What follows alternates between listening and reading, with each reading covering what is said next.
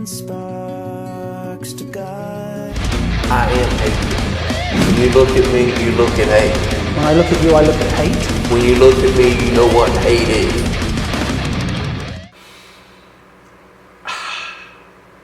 You smell that? That's the smell of love in the air. Hey everybody, this is Atticus TheDeathMetaller, and welcome to this decade's first episode of the TheDeathMetaller Reviews. Happy Valentine's Day to all you guys. I just want to let you guys know, and even though a lot of you guys hate Valentine's Day, I just want to let you guys know that I am very grateful and I love every single one of you guys who have subbed to this channel. Love these reviews that I do, my music reviews off of this series, and of course, the band that I am reviewing right now. So for this episode, I am showing my love for the band Nile and their recent release, Vile, Nilotic Rites. And before we get down onto the review at hand here, let us of course do a little history and bio of the band. Now shall we?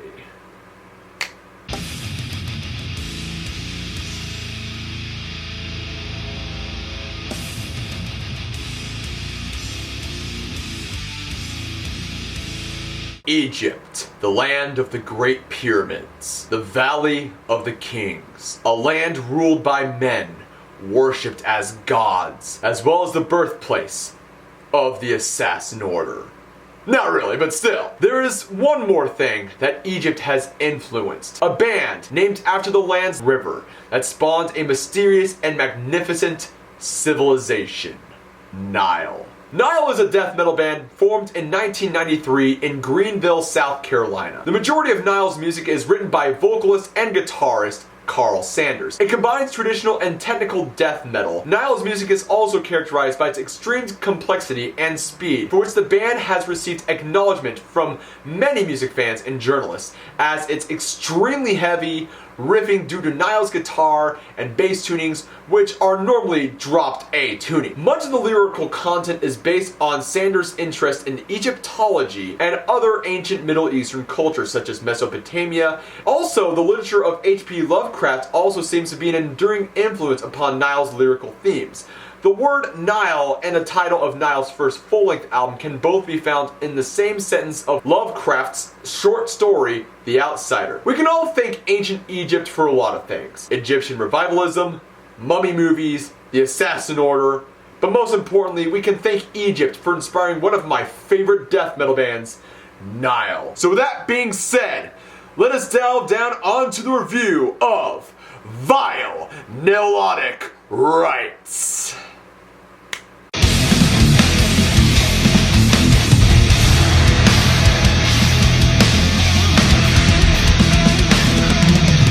Nilotic Rites was actually, surprisingly, produced, engineered, and mixed by the founder himself, Karl Sanders. Now, I think all of you know on my stance onto bands actually producing their very own content for their bands, but it's a lot more interesting that Karl Sanders actually worked on this album at his home. It really is a fucking studio on its own. Now, there's nothing wrong with working outside, working with other producers. I mean, like, Nile worked with Eric Rutan for one of my favorite albums, Those Whom the Gods Detest, which actually, this album, Those Whom the Gods Detest and Annihilation of the Wicked, are some of the best musically produced albums that the band has ever made. This album is also the second album that features their current bassist Brad Paris, who has now taken up vocal duties, and the debut album of their new member Brian Kingsland. And it's of course the album that does not feature longtime member Dallas Toller Wade, which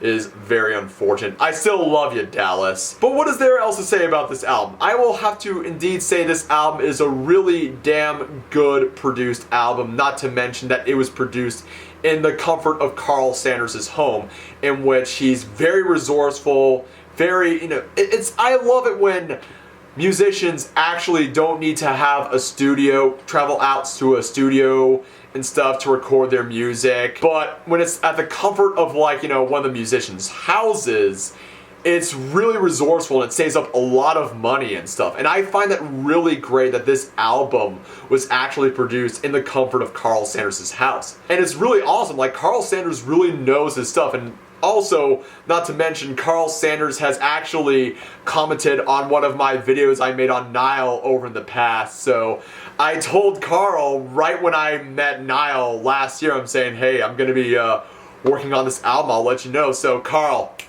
I got you, buddy. So I'll have to indeed say that this is one of the 3 best musically produced albums that Nile has ever made in their career.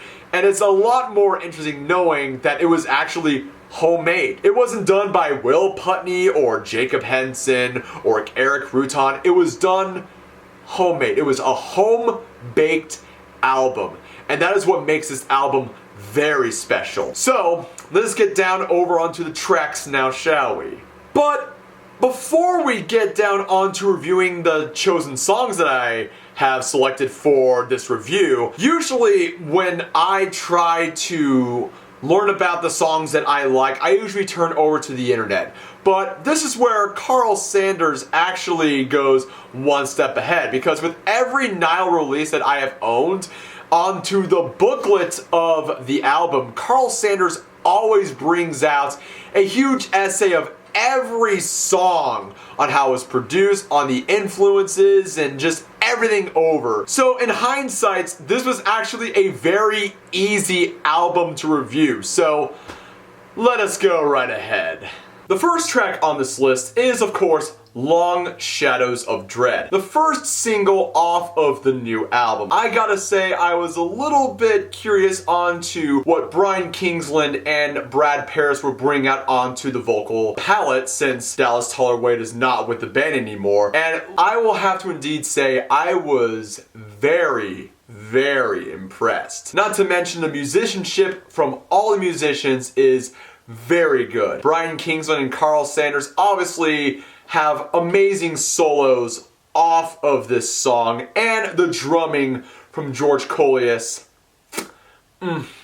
You can never go wrong with George Colias. But what does Carl Sanders have to say about the inspiration of the song? Well, the idea was born after watching a BBC documentary on Netflix called Long Shadows by David Reynolds, a professor in Cambridge University, where it discusses the Great War, World War I, and its far-reaching consequences across the next 100 years. Carl wrestled with the idea on the slow decline of Egyptian civilization with this song. And I mean, it's pretty inevitable if you think about it over here, because we've seen great civilizations and empires rise and fall. Like, for instance, ancient Egypt, the ancient Mayans, the ancient Greeks. They were very well-known civilizations that somehow just plummeted and just died off. And the same could be said with the mighty Roman Empire, the Byzantines, which was actually just the Roman Empire 2.0, the Ottomans, the German Empire, the British Empire. Like, every empire rose and then began to fall. And that is what this song is pretty much about. So, have a listen.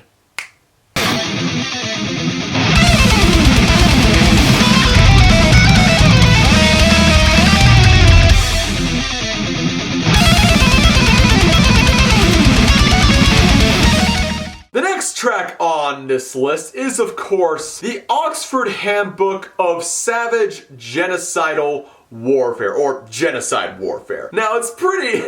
I can remember that there are, like, you know, some titles of songs that are ridiculously fucking long. I remember there was the Papyrus song. I can't name the entire title because it's such a long-ass title off of the Ithyphallic album in 2007, and there's this one track off of Annihilation of the Wicked that has that same kind of thing. But, I mean, there's just like really random tracks, but they have very interesting backstories. And of course, this is another very intense Nile song that I absolutely love. the drumming from George Coleus. But what Carl has to say onto this song, Carl got the idea of the song from watching a documentary on the Einsatzgruppen, the Nazi death squads tasked in carrying out mass exterminations across the Third Reich during World War II, which brought up the idea of ancient genocidal warfare, exploitation, and slavery, talking about the Hebrews racking up impressive tallies of genocide across the Mesopotamian city-states, and referencing such names and quotes from such people like Alexander the Great, Genghis Khan, Agamemnon, and even Sargon of Akkad. No, not Carl Benton, you dumb. I'm talking about Sargon of Akkad. But the majority of the song's inspiration was from the song's namesake, the Oxford Handbook of Genocide Studies. Now, I will have to indeed say this. When we think of genocide, we think of the Holocaust. But we seldom think of such events like Holodomor, which was the mass collectivization of the Soviet Union in Ukraine, which caused a mass famine, thus Ukrainians cannibalize each other. We seldom talk about the Great Leap Forward, which was pretty much China trying to industrialize itself with food production, but it was Holodomor times 3,000. We forget about the Ahet, which is the Armenian genocide conducted by the Ottoman Empire, and the Belgian Congo Free State, where he exploited and enslaved the Congolese people, done by King Leopold II. But we fail to realize this, that genocide wasn't around during the 19th and 20th centuries. Genocide has been around for a long time. And I know a lot of people are really gonna hate me for this, but the Israelites have done genocide themselves. No, I'm not talking about the Palestinians. I'm talking about Old Testament genocide. If you have to really understand this, if you actually learn about the Bible, I also remembered watching a special onto the History Channel onto battles in the Bible or some shit, but it was a very interesting thing that History Channel brought out during the time in which after Moses died, Joshua led the Israelites, and in order for the Israelites to have their promised land, which was Canaan at the time, they would have to take down every city by the sword. And y'all remember, like, if you read the Bible efficiently, when the walls came tumbling down in Jericho, they literally put the entire city to the sword, which is a very explicit depiction of genocide. I mean, that's what the Israelites did in order to get Judea, the promised land, which is now Israel, which just goes to show that every group of people, even the Jews, can commit genocide.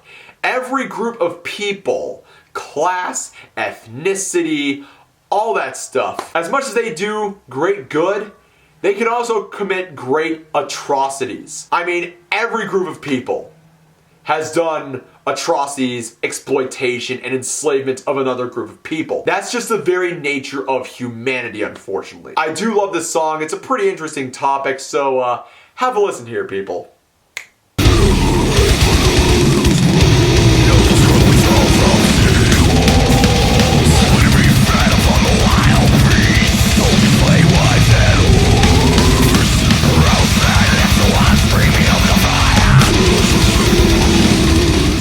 The next track on this list is the album's namesake title, Vile Nilotic Rites. Now this is of course the second single that I've heard from Nile.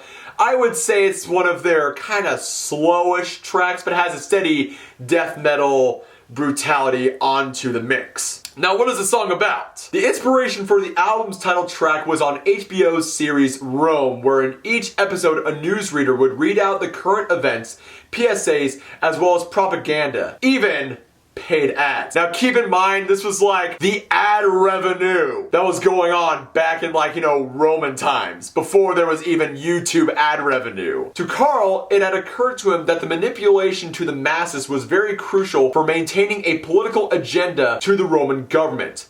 As in, fake news. You are fake news. Which of course in the series was great for Octavian, known later as Augustus, would declare war to Mark Antony.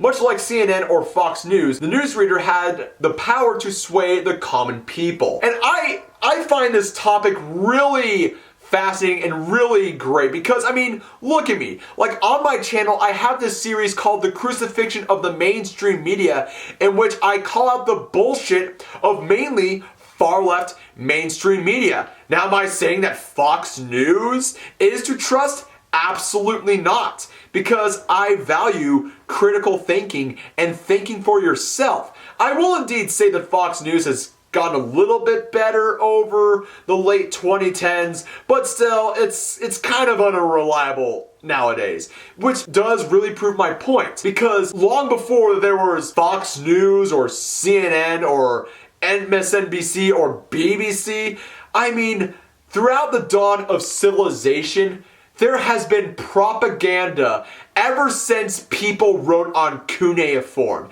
And if you do not know what cuneiform is, it is the first handwritten language ever in human history. Thank the ancient Sumerians for that. But it does prove my point, because fake news propaganda has been going on ever since the dawn of human civilization. And this song is a perfect example of how propaganda, fake news, is bullshit. Take a listen.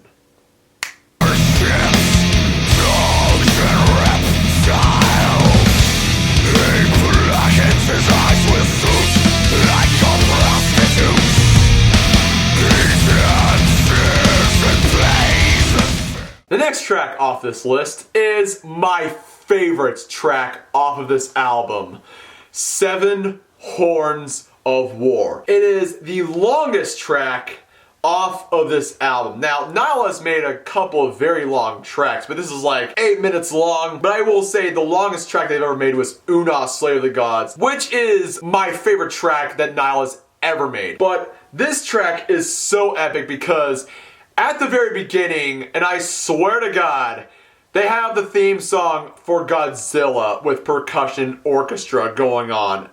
And I'm just like, could they do that? Is that like against copyright or something? And then like in the very end portion, they have the score for Howard Shore's score for Lord of the Rings, which of course, many of you know me personally, I love the Lord of the Rings. But the inspiration of this song was the inspiration of the Holy Books of Thelema by the infamous occult leader Aleister Crowley, as well as some influences of H.P. Lovecraft. Now, it's no stranger that a good majority of Nile's discography is mostly influenced off of the works of H.P. Lovecraft and ancient Egyptian or Middle Eastern civilizations. This song is pretty epic, and also in my personal opinion, it makes me think of the Book of Revelations, you know, the end days off of the Holy Bible. It almost sounds very apocalyptic off of this track, and just, you know, the battle off of, I would say Megiddo or something. That was like, you know, this one battle that the Egyptians partook against the Israelites, and it was, in their perspective, such a very chaotic battle, it foresaw the end of days. In the Book of Revelations, they will say the final battle of mankind will take place in Megiddo, the same place where the Egyptians and the Israelites, or yeah, the Israelites, the Hebrews, fought one another. And it's a really epic song, and sometimes I really think of just, you know, ancient Egyptian battles and, you know, Godzilla versus King Ghidorah. After watching Godzilla King of the Monsters, it really makes me think of that shit. It's a very apocalyptic and very epic song. Have a listen.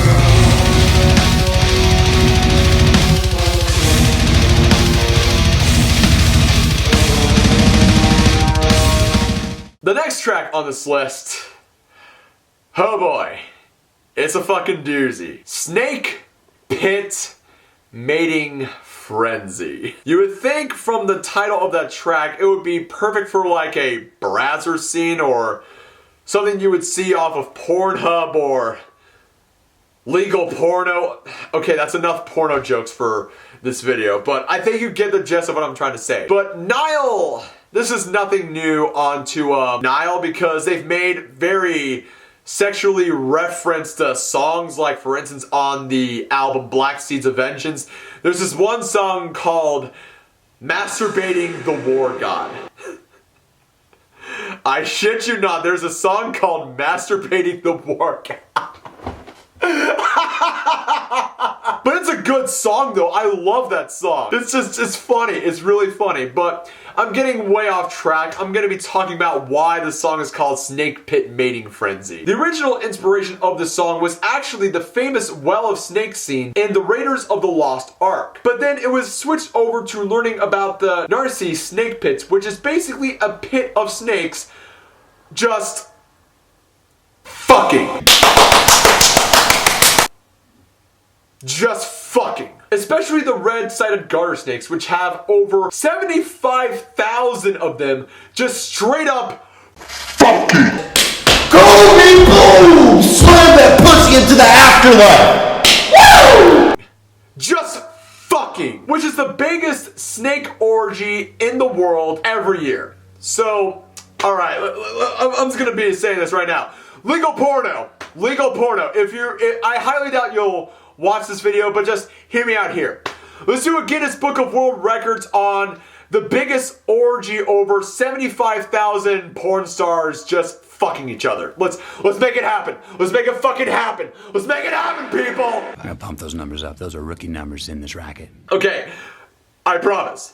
No more porno jokes. But anyways, they played the song when I saw them live in December, and I gotta say, this is indeed a song that Carl stated is a good song to mosh over to, and judging upon that song, I have to agree. Seeing, you know, the environment going on when Nile was playing, this was indeed a good song to mosh to, because Carl originally stated that the song is actually, you know, a good mosh pit song, which of course, I mean, given the sexual references off of this song, with all the snakes fucking each other, it reminds him of a mosh pit, and I can definitely see why. The correlation between a huge snake orgy and a giant mosh pit. Okay, but the difference is we're not fucking each other in the pit. Okay?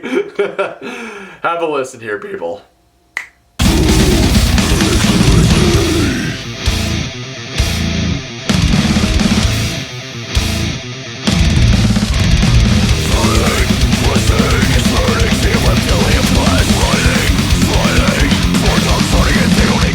The next track on the list is Revell in Their Suffering.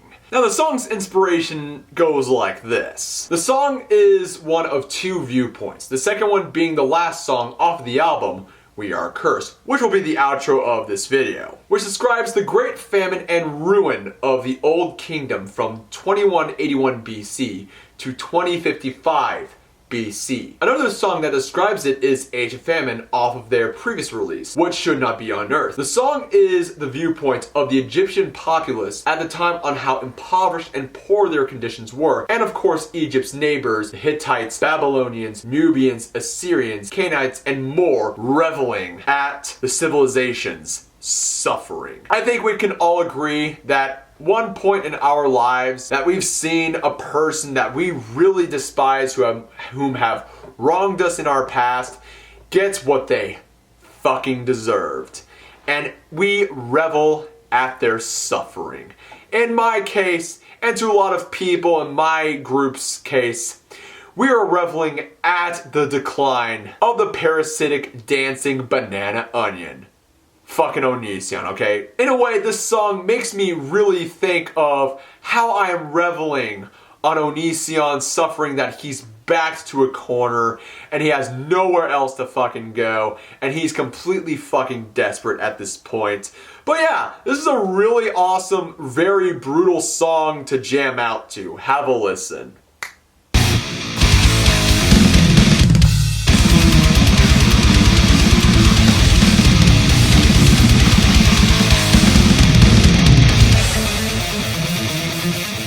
The next track off of this list is Thus Sayeth, the Parasites of the Mind. This, of course, is an instrumental track, and I will indeed say this, when I was discovering Nile when I was young in 2007, I really enjoyed their instrumentals a lot more. The first song that I heard from Nile was actually an instrumental called Spawn of Uomenti, I believe. It was off of Annihilation of the Wicked, which of course is one of their greatest albums they have ever made. But this song, I will indeed say, the inspiration of the song is an instrumental that talks about parasites, or more specifically, parasitic fungi called Ophicorodyceps unitarius.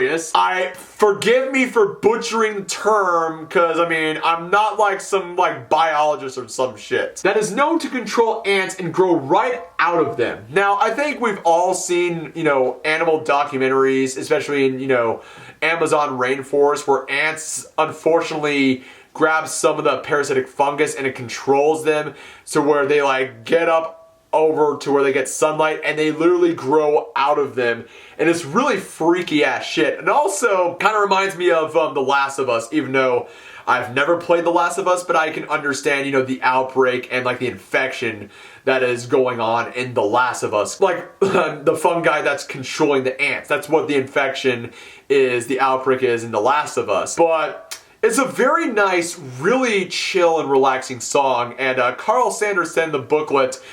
Do not listen to this while you're tripping out or majorly stoned. I mean, it's more like, we want to discover that ourselves, so we've been warned. So someday if I'm ever smoking a doobie with some of my friends, I might listen to this track while getting high off of my rocker. So, yeah, have a listen.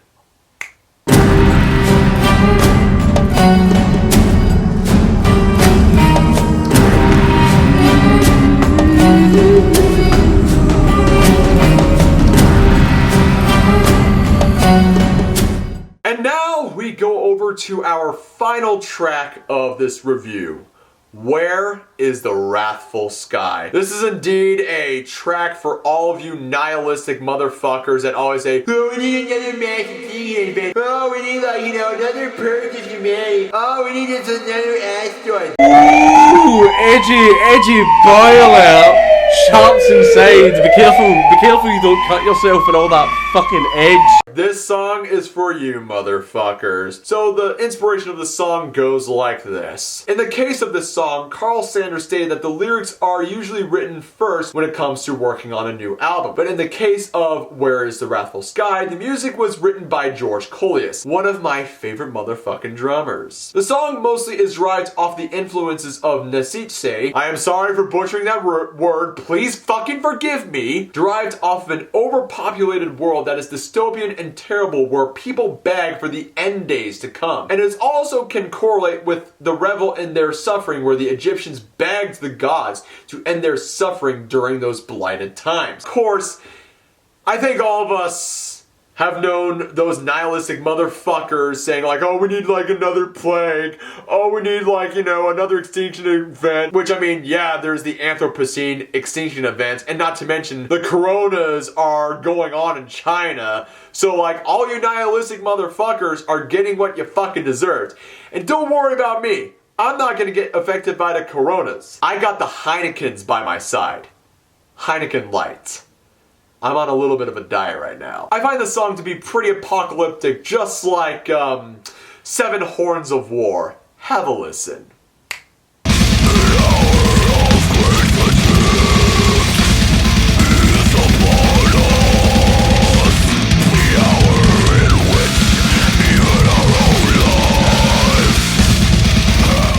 Vile Nilotic Rites is indeed a very special album.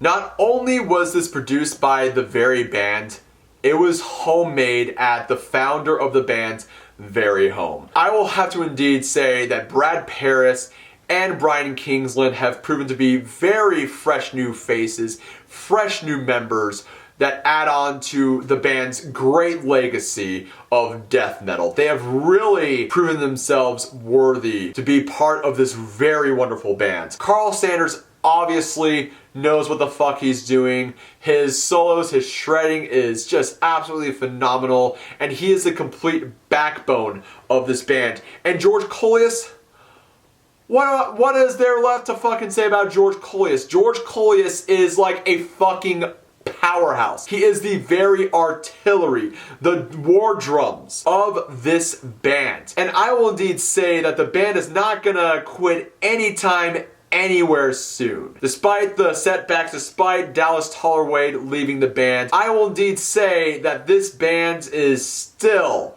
never gonna give up, and they're still gonna chive on, and I cannot wait to see more what this band has to offer in this coming decade. Vile Nilotic Rites, without a doubt, gets a 10 out of 10 for this review.